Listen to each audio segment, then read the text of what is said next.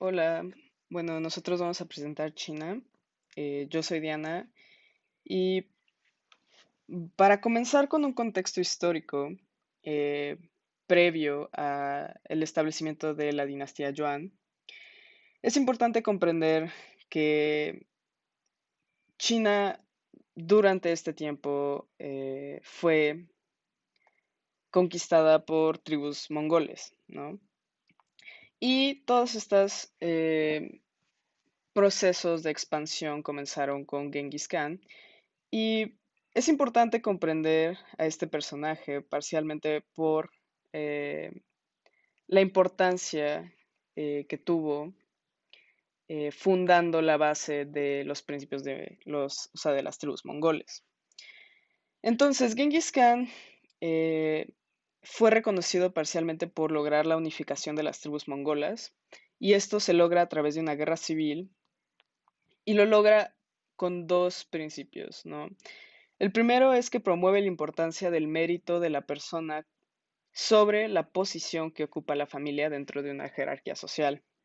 Y en segundo, logra adoptar a las tribus conquistadas y las anexa a su propia tribu, matando a los líderes en poder. Esto le gana una popularidad social. Entonces,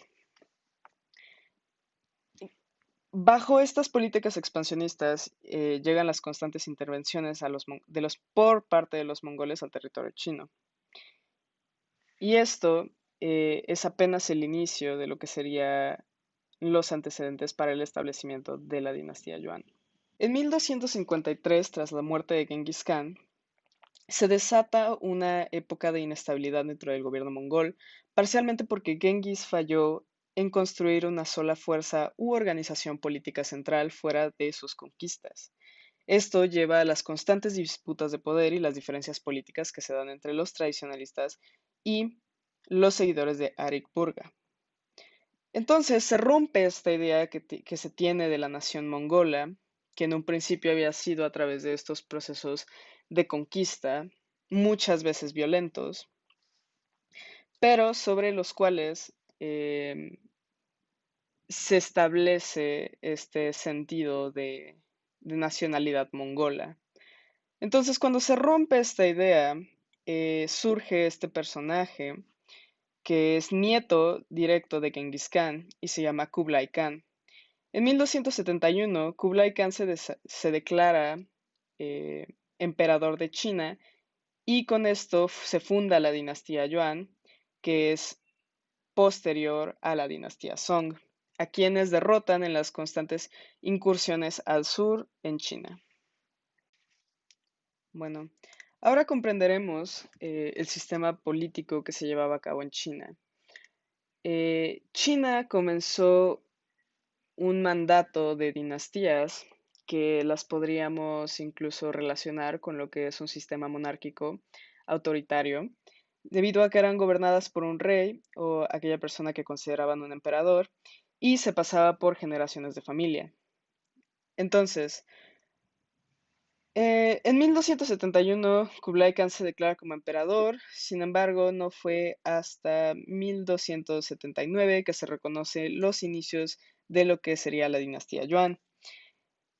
Kublai Khan era nieto de Genghis Khan, y la dinastía Yuan fue la posterior a la dinastía Song, que fue la última dinastía que se mantuvo en pie antes de las incursiones de China hacia el sur, posteriores a las cuales se logró establecer a la dinastía Yuan. Entonces, justo tras este proceso de unificación, cuando se gana la victoria contra el territorio de Song en el sur, las batallas y conquistas expansionistas continúan, incluso posterior al establecimiento de la dinastía Yuan.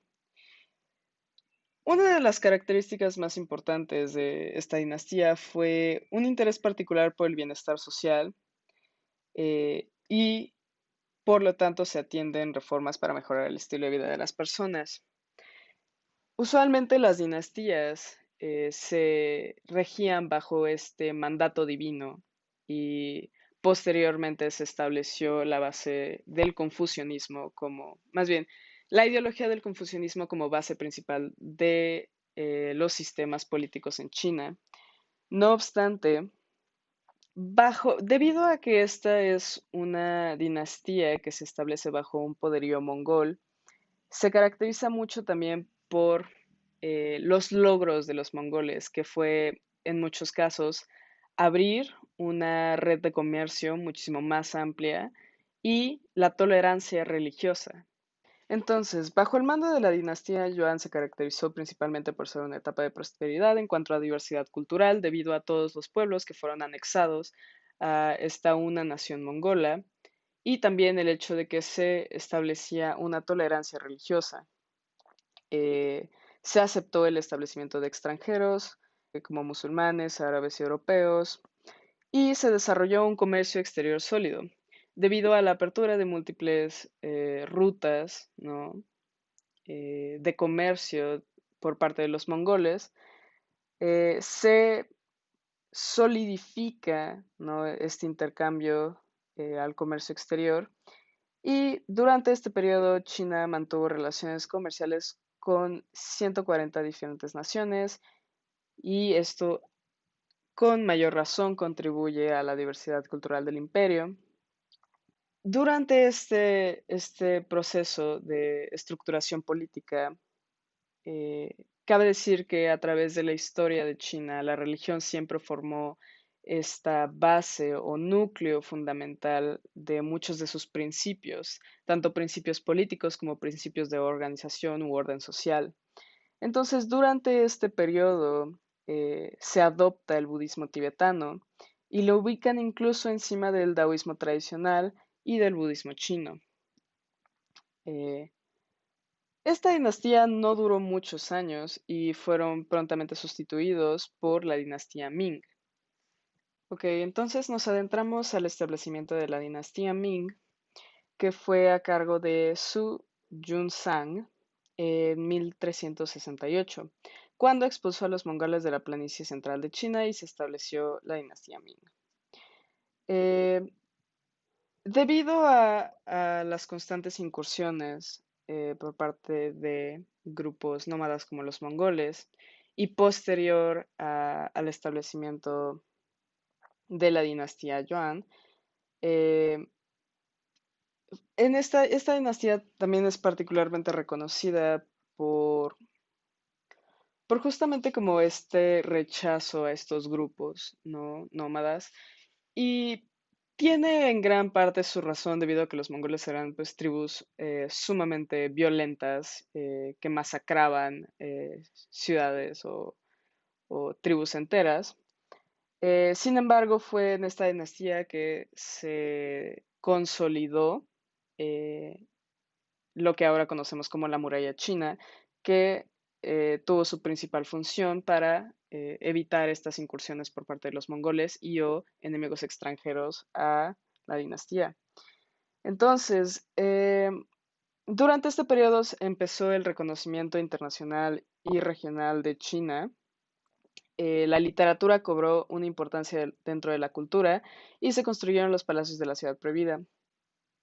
Esta dinastía, como duró muchísimos años, tuvo distintos emperadores. Sin embargo, vamos a hablar del reinado de Ming Chensu, que fue de 1403 a 1424. Durante el reinado de Ming Chensu, se trasladó la capital de Nanjing a Beijing y se destacó como estratega militar. Se construyó la ciudad prohibida, que posteriormente hablaremos de lo que fue este lugar y la importancia cultural que tuvo. Y pues justamente se hicieron importantes contribuciones en el ámbito de la exploración mundial y las humanidades. Como habíamos mencionado o sea, anteriormente, la literatura cobra particularmente un, un lugar muy importante, y no solo por la escritura filosófica, sino también por la finalización de la enciclopedia de Zhongle y el florecimiento del taoísmo. Ahora, en el siglo VI antes de nuestra era, ¿no? Existe esta figura llamado Lao Tzu o Lao Tse, que escribe el Tao Te Ching, que es el libro del camino y de la virtud. Este libro se establece como los principios filosóficos de lo que sería el taoísmo. Entonces, el Tao Te Ching nos introduce en las categorías que nos ayudan a poder entender parte de la antigua civilización china. El Tao se reconoce como el camino, que es un regulador de la totalidad.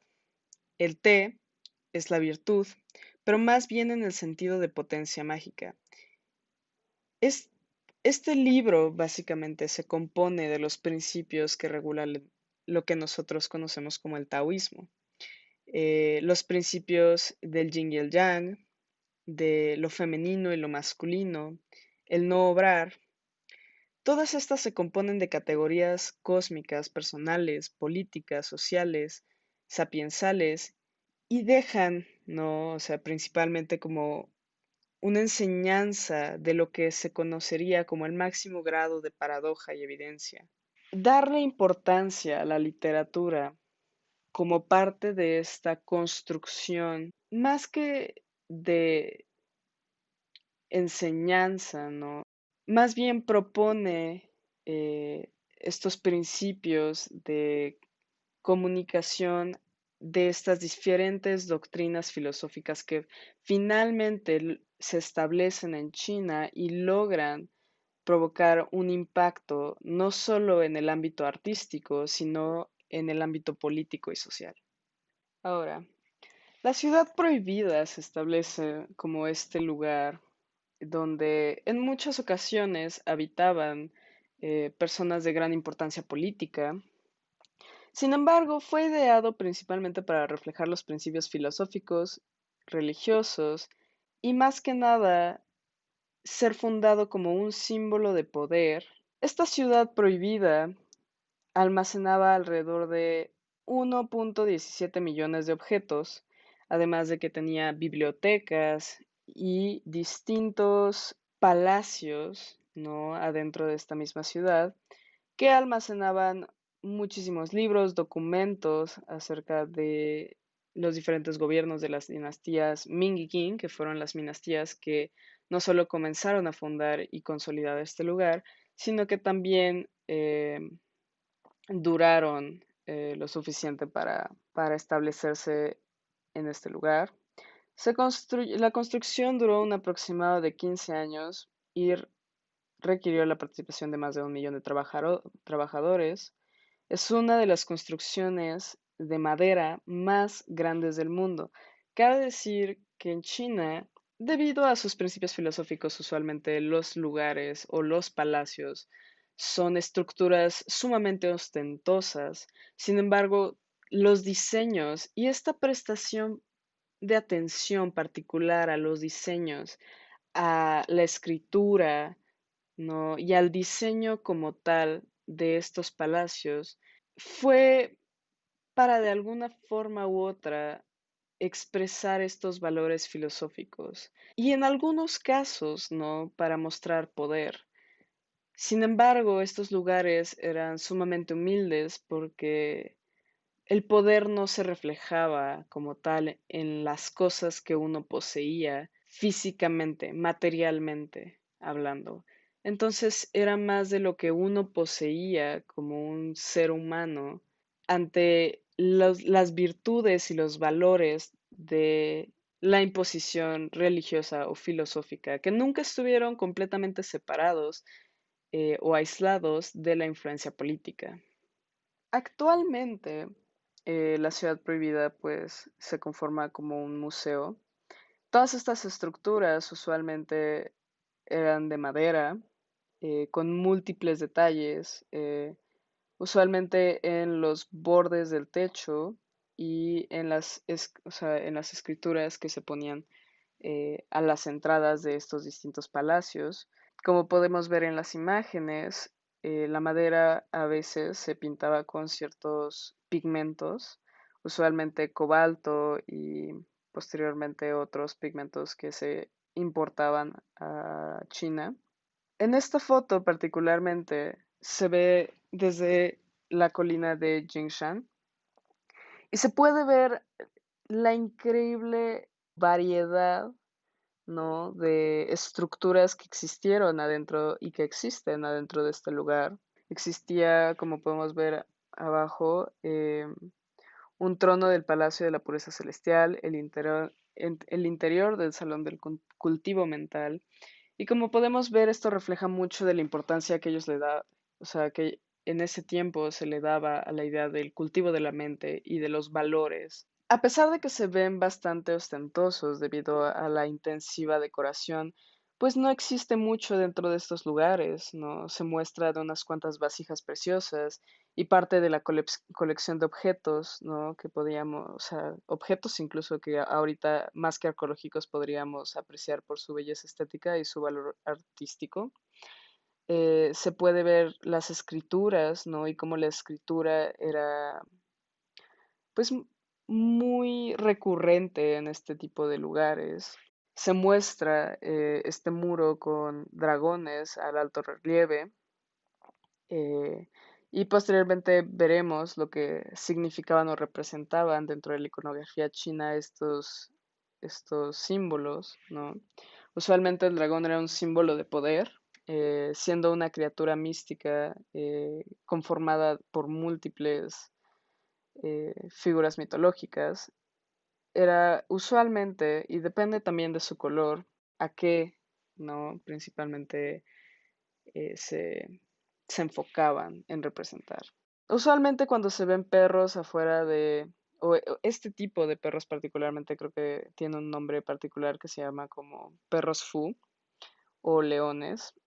Usualmente se establecían afuera de ciertos lugares y dice ser que eran símbolos de protección. Los techos tenían un detalle impresionante, no solo por la variedad en color, sino por lo que se lograba, el detalle que se lograba alcanzar en estos lugares. Estos tejados particularmente están decorados con estatuas encabezadas por un hombre que cabalga un ave en un fénix y por un dragón imperial. El dragón imperial como símbolo de poder, como ya lo podemos haber visto, y el hombre que cabalga un ave fénix tiene que ver con un mito de la cosmogonía china. Y vamos a finalizar la dinastía Ming con el emperador Shenzong. Durante el poder de este emperador, la dinastía Ming comienza a declinar y no fue hasta 1644 que la dinastía llega a su fin debido a una rebelión de campesinos dirigida por Li Sheng y el posterior suicidio de el emperador Seizong. Eh, la dinastía Ming empieza a declinar, como podemos ver en muchos otros casos de otras dinastías, por la falta de estabilidad política y pues muchos casos de injusticia y corrupción dentro de este tipo de gobiernos. Y entonces no es en 1644 que se establecen los inicios de la dinastía Qing, que reconoceríamos como la última dinastía. Ok, finalmente nos adentramos a lo que se consideraría como la última dinastía que establece el fin de un sistema de dinastías con casi 2000 años de regencia, y es la dinastía Qing. Entonces, como ya lo habíamos visto, con la caída de una dinastía Ming se establece la dinastía Qing, que fue establecida por manchúes. A pesar de que la dinastía Ming también fue un periodo de gran auge para las artes y la exploración a la literatura, y existieron bastantes logros por parte de estas áreas de humanidades. Y a pesar de que sus emperadores alcanzaron una admirable expansión territorial, sus últimas décadas estuvieron plagadas de derrotas militares, luchas internas y externas y dificultades económicas, sin mencionar intrusiones y pequeñas guerras. El imperio Qing tuvo bastantes problemas internos como externos, ya que existía mucha corrupción dentro de la corte y lo que se consideraba como el Estado. El aumento poblacional debido a esta incursión de expansión territorial comenzó a ejercer una presión sostenible sobre la tierra. No había suficiente tierra, no había suficientes ingresos económicos, entonces connotativamente el poder del imperio empieza a decaer, empiezan los problemas financieros y encima de todo llegan las guerras del opio. Debido a que las importaciones de opio en un principio de la dinastía, habían comenzado a ser una fuente bastante importante, ¿no? En términos económicos, ya que los había beneficiado por bastante tiempo. Estas también provocaron que en las primeras décadas del siglo XIX existiera un pequeño desequilibrio en la balanza del comercio exterior, por lo que el gobierno de la dinastía Qing comenzó a sufrir graves problemas financieros, especialmente relacionados con el ámbito monetario, ¿no? Debido a que se requiere un gran ingreso económico para lograr establecer un frente fuerte en la guerra, pues la dinastía Qing simplemente cayó muy débil, ¿no? Ante estos aspectos y debido al debilitamiento económico, el debilitamiento de las fuerzas militares solo fue un resultado para el comienzo del declive de la dinastía. Estableciendo que la dinastía Qing comenzó a sufrir graves problemas financieros, especialmente relacionados con el ámbito monetario, nos establecemos en dos principales conflictos que provocaron su debilitamiento, que conllevaron con el fin de esta dinastía, y fue la rebelión de Taiping, que se llevó a cabo entre 1850 y 1864. La rebelión de Taiping fue una guerra civil con grandes connotaciones religiosas y sociales. Fue deliberada entre las fuerzas imperiales de la dinastía Qing y el Reino Celestial de la Gran Paz.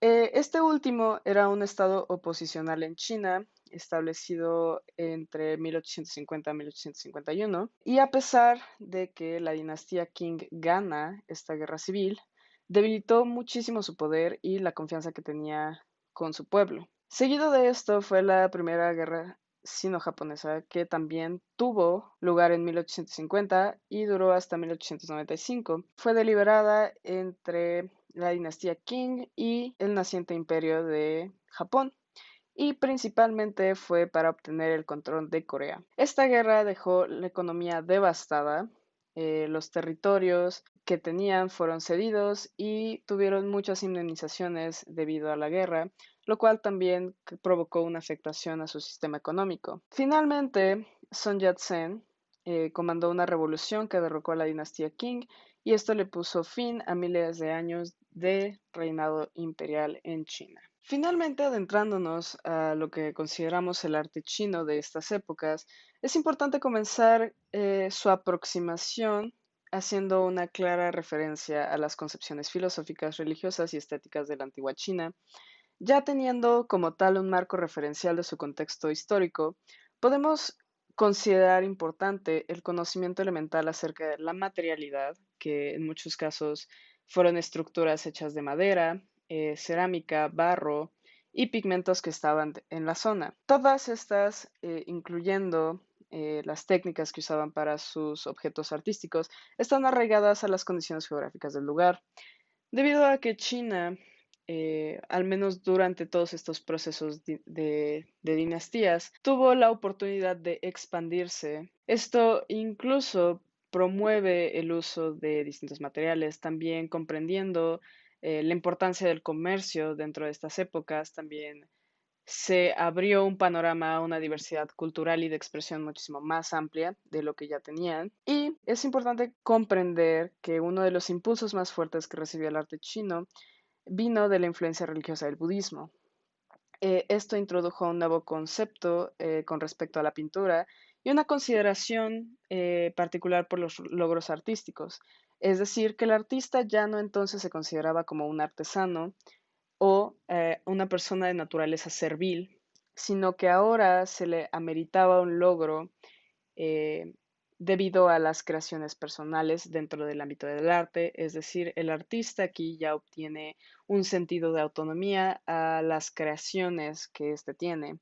Y también estableciendo, como habíamos previamente dicho, lo que fue el taoísmo.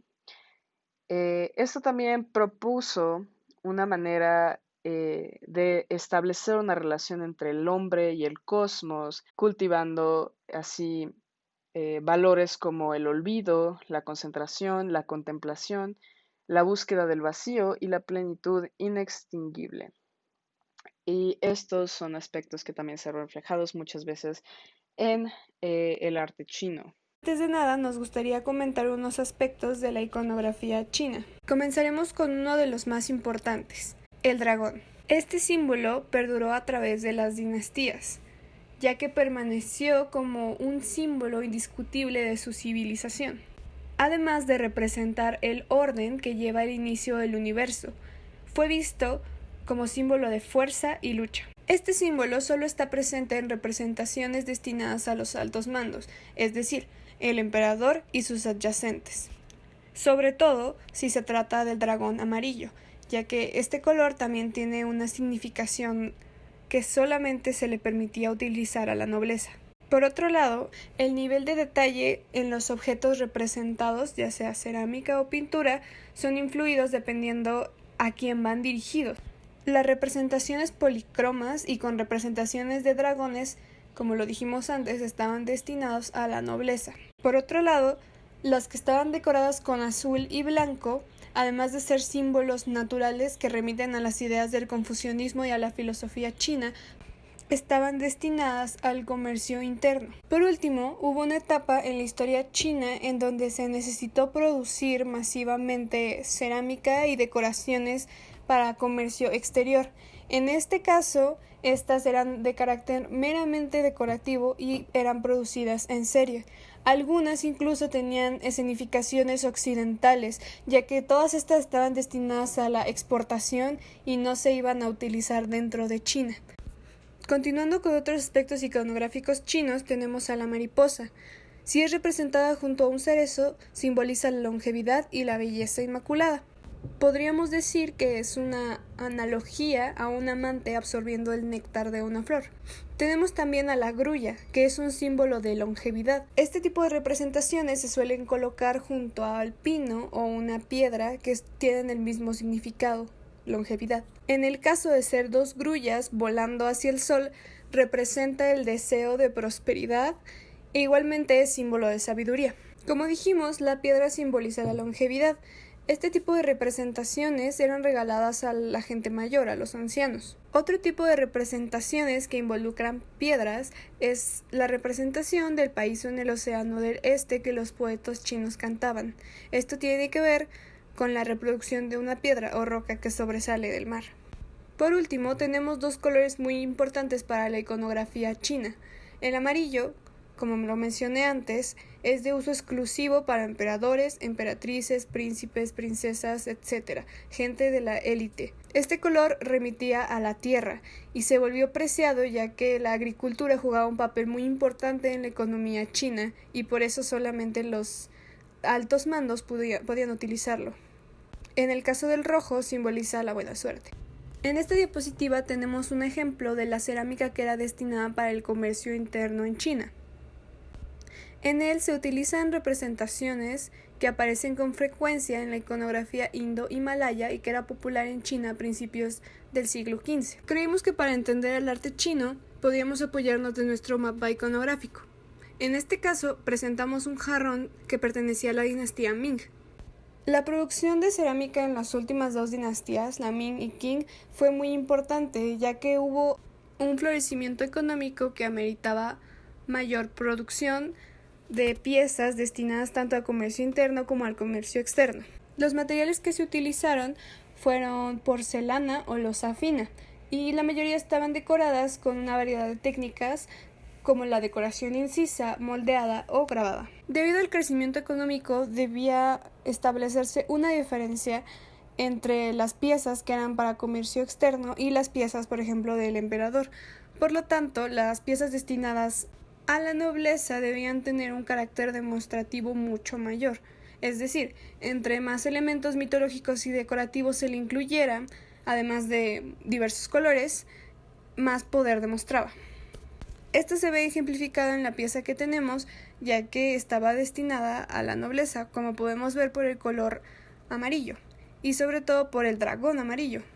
Ese conjunto era especialmente para la nobleza. Durante esta dinastía se desarrollaron técnicas más avanzadas a comparación de la dinastía Yuan, que fue la anterior, ya que se incorporaron una gran variedad de colores cromáticos diferentes, donde el rojo sangre y el rojo rubí se construyeron entre los mejores pigmentos de la época. Esta gran producción de porcelana y cerámica durante esta etapa tiene relación con el contexto geográfico, ya que fue de fácil acceso a las regiones de China obtener grandes cantidades de arcilla y madera de pino que se utilizaba como combustible para los hornos. En la parte inferior derecha podemos ver una representación similar, sin embargo, la diferencia es que la porcelana blanca y azul ocupaba pigmentos de óxido de cobalto. En muchos casos se utilizaba impura para minorar los gastos, y las diferentes impurezas de cobalto que se reflejan en los diferentes matices de estas piezas son indicadores de las localidades y periodos a los que fueron producidas. Podríamos decir que es una versión más barata del jarrón imperial que se comercializaba dentro de China. En esta diapositiva podemos ver dos ejemplos de cerámica china de exportación. La diferencia es los elementos iconográficos utilizados. En el lado izquierdo podemos ver que se utilizan solo representaciones naturales con una composición más bien decorativa. En realidad, este tipo de elementos dispuestos de esta manera no tenían una significación tal cual, solamente se utilizaban para decorar y que tuvieran ese carácter que llamara la atención de los compradores extranjeros. En la imagen a la derecha podemos ver aún más este interés por la compra extranjera, ya que se utilizan símbolos completamente ajenos a la concepción del arte chino. Podemos decir que trataron de copiar algunos elementos europeos como el escudo y los dos leones. Durante las últimas dos dinastías, la cerámica se volvió uno de los pilares para la economía china. Por lo tanto, todas las piezas de porcelana blanca eran estrictamente manufacturados por factorías imperiales bajo control completo gubernamental, es decir, toda la producción de porcelana era controlada por el gobierno. Sobre todo para el comercio exterior se utilizó una gran variedad de dibujos de plantas y flores dispuestas en divisiones geométricas de orlas y paneles, todo esto con intención meramente decorativa. Cabe aclarar que durante el siglo XVI la figura humana se dibujó más libremente y a menudo situada en paisaje. Más tarde se incorporaron a los dibujos inscripciones árabes y persas. Sin embargo, lo importante que cabe recalcar es que la figura humana se transformó y dejó de estar rígida. No era como la europea, es decir, que buscaba reflejar, hacer una mímesis de la realidad, sino que tenían formas mucho más abstractas. Durante la dinastía Ming se desarrolló una técnica que utilizaba cobalto. El cobalto era de uso sencillo, se mezclaba con agua y se pintaba sobre la vasija sin vidrar o sobre el vidrado sin coser, y su uso cuadraba bien con la habilidad tradicional de los calígrafos y artistas chinos, es decir, esta mezcla tenía una consistencia similar con la que ya estaban familiarizados y pudieron utilizarla libremente. El cobalto chino era un mineral entre comillas impuro, ya que era una mezcla de cobalto y manganeso que producía una especie de pigmento gris más que azul. Sin embargo, si se mezclaba en proporción de 3 partes de un mineral importado con 2 partes de mineral chino, es decir, este que tenía el manganeso, obtenían un azul vivo. Este azul fue llamado en distintas épocas como azul de Sumatra y azul de maometano. En esta etapa, gracias al restablecimiento y a la expansión del comercio, se pudieron obtener pigmentos de distintas partes. En este caso, el cobalto que se utilizó fue traído desde Persia, donde se había utilizado mucho antes para decorar vasijas. O sea, en Persia ya lo hacían. Si la dinastía Ming tuvo una mejoría a comparación de la dinastía Yuan, la última dinastía china, los Qing, tuvieron un virtuosismo técnico mayor anterior a todas las dinastías. La capacidad de sus alfareros podía modelar cualquier forma en la pasta cerámica y así cumplía los gustos caprichosos de esta nueva era. Además que en esta última etapa se dedicaron a perfeccionar todas las técnicas anteriores que se habían utilizado. En el caso de la pintura también se reinventaron técnicas que se habían utilizado anteriormente. Se expandió la gama cromática que podía utilizarse debido al crecimiento económico y por ende su apertura a conseguir diversos recursos para el arte. Florecieron las pinturas en tinta, paisajes, flores, aves a mano alzada, entre otros elementos. Las pinturas antropomorfas también mostraron nuevas características únicas, como los personajes deformados. En esta diapositiva tenemos un ejemplo de Yao Pingsen, en donde se puede ver estas figuras antropomorfas deformadas, sobre todo en la cabeza y en la longitud de las extremidades. Aquí tenemos un ejemplo de lo antes mencionado. Tenemos las aves, tenemos los paisajes y diversas representaciones naturales. En el caso de la pintura, la creación artística se dividió en dos grupos. La primera, los artistas de la corte, y la segunda, los artistas rurales. Hubo un momento en la historia china en donde no solamente la nobleza y los que tenían el poder demandaron decoraciones, sino también el resto del pueblo. Podríamos decir, la clase media también demandaba una producción, entre comillas, artística para decorar sus casas. Por lo tanto, se realizaron grabados, xilografías para abastecer el mercado. También surgieron los rollos populares, compuestos principalmente por pinturas ideológicas, pinturas de género, retratos de agua y tierra, etc. En el caso de la creación artística de la corte, pues se dedicaban a realizar encargos directamente del emperador o de sus adyacentes. Un ejemplo sería la elaboración de retratos. Un ejemplo sería como el retrato que se realizó para el emperador. Aquí tenemos un ejemplo de los rollos populares. Este rollo se llama Par de Árboles. La inscripción a la derecha dice: luego de ver pequeño rollo llamado Par de Árboles, usé su método para hacer este bambú, roca y retiro de inviernos. Tiene dos sellos que indican a quién ha pertenecido esta pieza. Actualmente se ubica en el Metropolitan Museum of Art. Esta obra también pertenece a los llamados rollos populares y la inscripción dice: estudio de costas cubiertas de juncos bajo la lluvia de otoño. Esta obra también está en el Metropolitan Museum of Art. Continuamos con el campo de la literatura. La cultura china fue la primera en utilizar tinta para escribir y se estima que fue inventada hace 4500 años atrás. Las primeras tintas que se realizaron fueron realizadas a partir de pigmentos negros que se obtenían del humo. El papel también es de origen chino y fue inventado en la dinastía Han. Esta se realizaba con una mezcla de fibras de bambú, cortezas de árbol y agua. La escritura china tiene una particularidad. Los símbolos son ideogramas, es decir, no son fonemas a diferencia de la cultura occidental. Los signos del sistema de escritura china no representan sonidos, sino conceptos. Es decir, el signo tiene una naturaleza conceptual de significado y no guarda relación directa con el sonido. Podemos decir que la escritura china es una abstracción de la realidad. Los símbolos son como sintetizaciones de lo que se ve o de lo que se piensa. La literatura, al igual que los demás campos artísticos, tuvo un cambio con respecto a las dinastías anteriores. En las últimas dos dinastías comenzó a gestarse un movimiento intelectual individualista que se alejaba de los parámetros conservadores de utilizar el arte solo como registro o bajo un mandato concreto. Como ejemplo tenemos a estos dos escritores, uno llamado y el segundo. El primero es el ejemplo de lo que era la literatura en las dinastías anteriores, ya que él se centró en recopilar información de sus viajes. Él registraba desde la geografía hasta la mineralogía. Él intentaba tener una visión objetiva, entre comillas, ya que se centraba más en los aspectos técnicos que en otra cosa.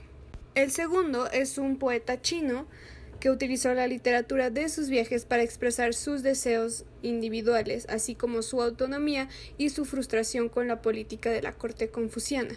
El segundo deseaba liberarse de los compromisos éticos que eran inseparables de la carrera de un funcionario académico.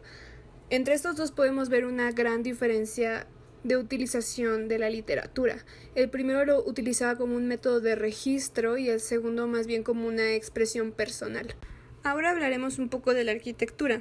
En este caso la dividimos por etapas, ya que entre etapa y etapa hay diferencias notorias. Primeramente tenemos la arquitectura yuan, ya que los que dominaron durante esta dinastía eran religiosos, especialmente lamaístas, prosperó la arquitectura religiosa. Aquí tenemos un ejemplo que es la Torre Blanca del templo.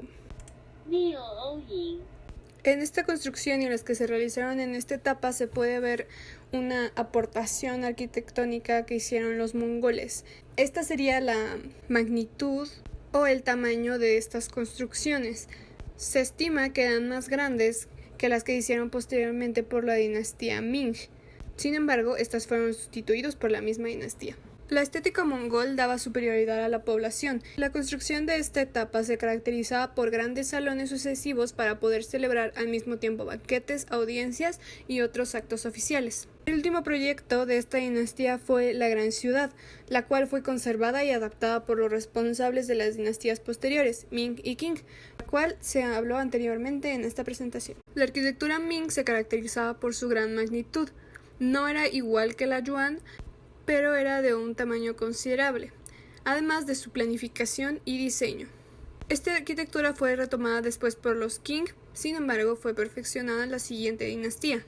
Una de las principales construcciones que se realizaron en esta época fue la Gran Muralla China, la cual era para defensa militar. En esta dinastía se alcanzó un nivel técnico de construcción alto, ya que varias partes de la muralla se construyeron con ladrillo y piedra, materiales que no se habían utilizado anteriormente. Por eso, a diferencia de las dinastías anteriores, estas fortificaciones eran más fuertes y resistentes, como las secciones que están cerca de la capital de China. La Gran Muralla China tiene una longitud de 5.660 kilómetros. En el caso de la arquitectura Qing, uno de sus principales representativos es la Gran Ciudad, de la cual se habló anteriormente. Este sistema arquitectónico heredó la tradición de la dinastía Ming, sin embargo, mejoró sus obras, las hicieron de una forma más fina y lujosa. De sus principales aportaciones fue la introducción del vidrio. Se popularizaron las viviendas de distintos estilos, así como las construcciones de estilo lamaísta, las cuales rompían las formas tradicionales de los templos antiguos, creando así enriquecedoras formas arquitectónicas. En este último periodo de dinastías se dieron combinaciones de características chinas y extranjeros. Un ejemplo sería la residencia veraniega de Yuan, la cual está basada en el Palacio de Versalles. Muchos de estos palacios que se construyeron en la ciudad de Pekín son la marca especial de la arquitectura Qing, y estos se caracterizan por sus formas macizas y templadas, regidas por una estricta simetría. También el color desempeña un rol importante en los edificios, tejados dorados y detalles pintados en rojo para acompañar las escaleras de mármol blanco. Recordemos que la arquitectura Qing tuvo una gran influencia por su florecimiento económico, es decir, se podían dar el lujo de comprar muchos más pigmentos que las dinastías anteriores, por lo tanto, sus construcciones fueron polícromas. En esta diapositiva tenemos ejemplos del Palacio Yonghe. Esta construcción nos habla de un estilo mucho más lujoso, mucho más policromo, que incluye elementos de alguna forma perfeccionados, o sea, ya estaban presentes en las dinastías anteriores, pero la diferencia es que se realizaron con un virtuosismo técnico mucho más alto. Aquí tenemos un ejemplo de lo que fue el antiguo Palacio de Verano, que incluye formas extranjeras.